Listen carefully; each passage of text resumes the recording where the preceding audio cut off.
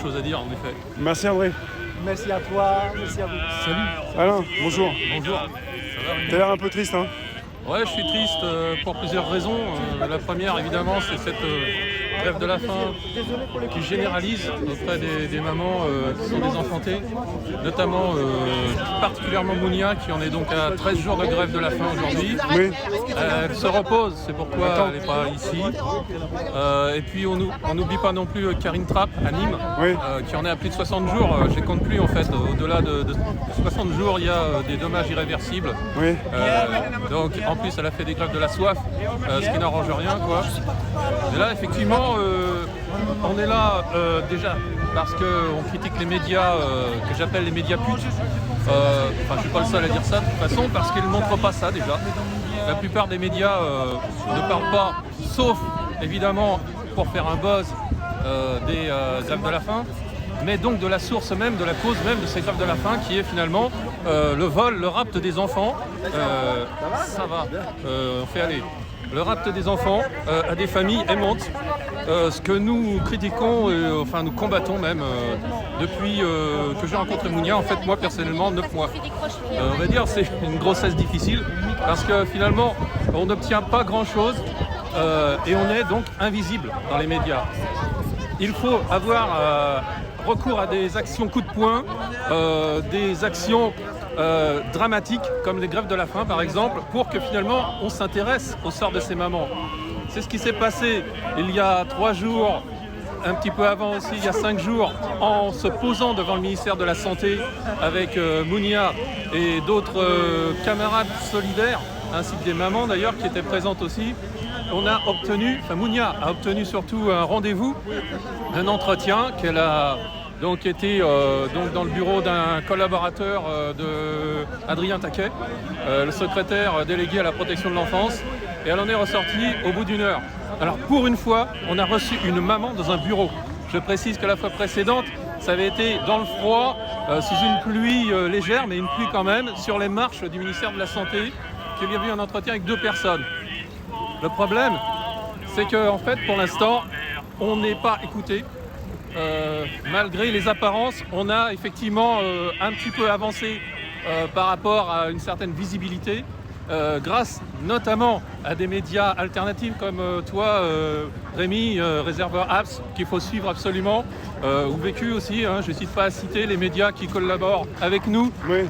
Même si le mot collaborer est un mot de mauvaise mémoire, on en est là aujourd'hui Ouais, c'est vrai. à parler d'amitié en fait.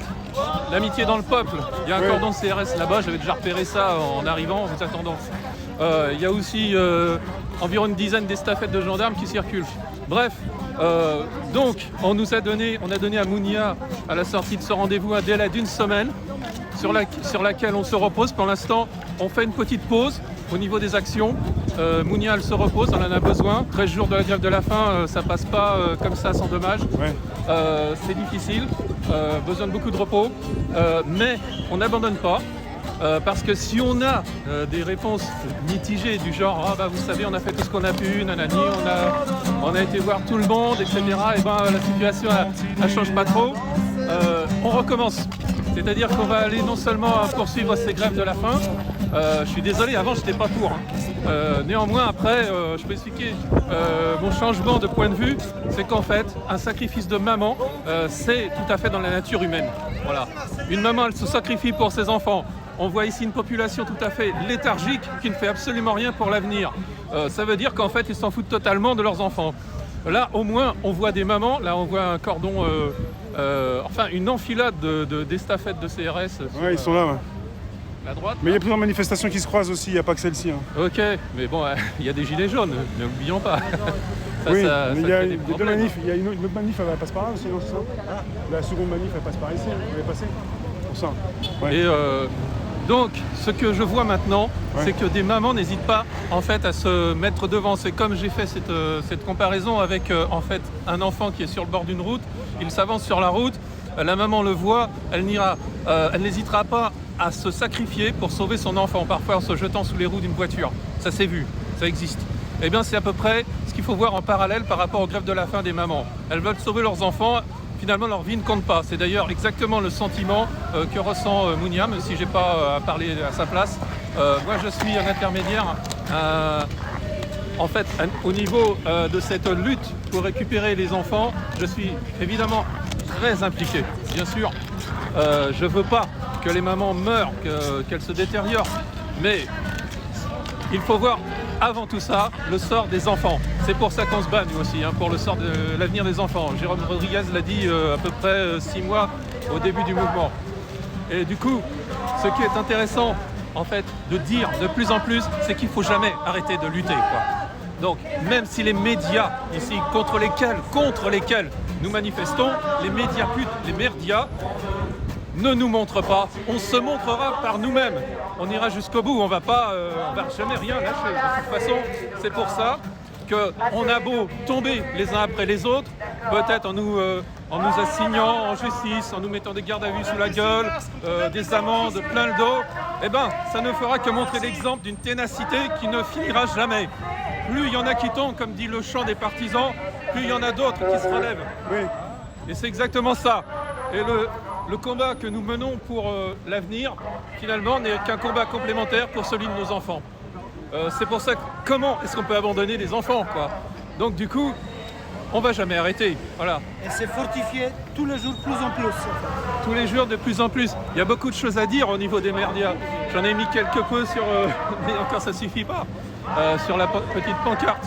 Là aujourd'hui, on peut avoir une pensée pour toutes ces mamans qui en France se battent dans le silence parce qu'on a évidemment en vue que les plus visibles, c'est-à-dire Mounia, Karine Trapp. Il faut savoir qu'elles ne sont pas les seules à faire des grèves de la faim.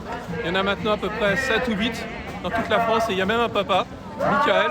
Donc courage à toi Michael si tu regardes, qui a commencé aussi à peu près en même temps que Mounia une grève de la faim pour récupérer ses enfants. Évidemment, je parle beaucoup de ce problème. Il faut savoir que je me suis concentré là-dessus simplement parce que les parents ne peuvent pas s'en sortir tout seuls. Malgré ce qu'on dit, il faut qu'ils aient des soutiens.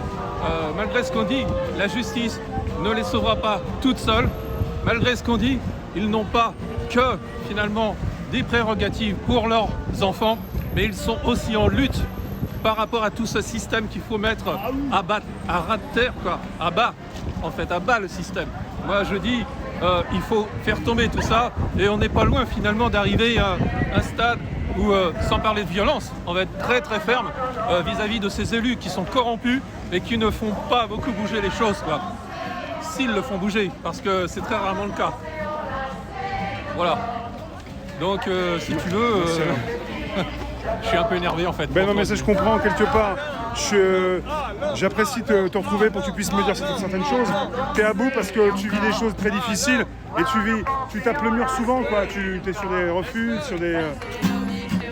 C'est pas simple, hein. Non, c'est... Tu ressens des choses, je ressens ce que tu ressens, c'est pas simple. Ben, pour vous dire, en fait, il faut négliger aucun chemin de lutte, en fait.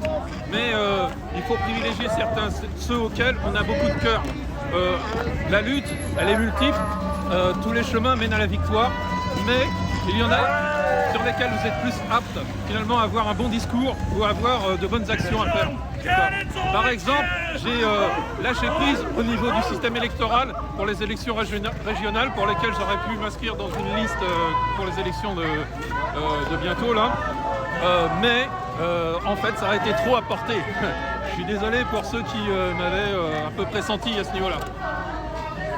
Néanmoins je lâche rien et personne ne lâche rien ici de toute façon. Ça devient un peu leitmotiv mais c'est comme ça. Voilà. Merci. De rien.